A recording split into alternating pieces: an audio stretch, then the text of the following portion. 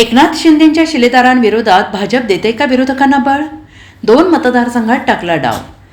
आगामी स्थानिक स्वराज्य संस्थांच्या निवडणुका डोळ्यासमोर ठेवून सत्ताधारी पक्षप्रवेशाची रीग लागली आहे. उपमुख्यमंत्री एकनाथ शिंदे यांच्याकडून उद्धव सेनेसह इतर पक्षांना खिंडार पाडलं जात आहे. शिंदे सेना आपली ताकद वाढवत असल्याचं पाहून भाजपाने हा नवा डाव टाकला आहे. भाजपाच्या या खेळीनं विरोधकच नाही तर महायुतीतील घटक पक्ष असलेल्या शिंदे सेनेला डोईजड जाणार आहे.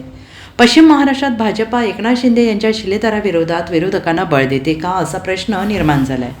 सातारा जिल्ह्यातील पाटण मतदारसंघातील सत्यजित पाटणकर आणि त्यांच्या समर्थकांनी भारतीय जनता पार्टीत प्रवेश केला आहे.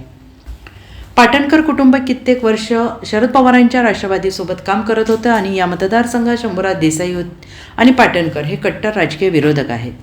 अनेक निवडणुकीत पाटणकर देसाई असा संघर्ष इथल्या जनतेनं पाहिलेला आहे. त्यातच सत्यजित पाटणकर यांना घेऊन भाजपाने त्यांना बळ देण्याचं काम केलं आहे. मुंबईत सत्यजित पाटणकर यांचा पक्षप्रवेश सोहळा पार पडला. यावेळी साताऱ्याचे खासदार उदयनराजे भोसले, जिल्हाध्यक्ष आमदार अतुल भोसले उपस्थित होते. शरद पवारांचे निष्ठावंत पाईक म्हणून माजी मंत्री विक्रमसिंह पाटणकर यांची ओळख आहे. पवारांकडून नेहमीच पाटणकर कुटुंबाला ताकद देण्यात आलेली असून सार्वजनिक बांधकाम मंत्री म्हणून काही काळ पाटणकरांनी काम केलंय.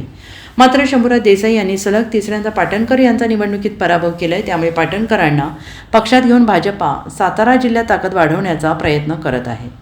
Bureau report SBN Marathi, Mumbai.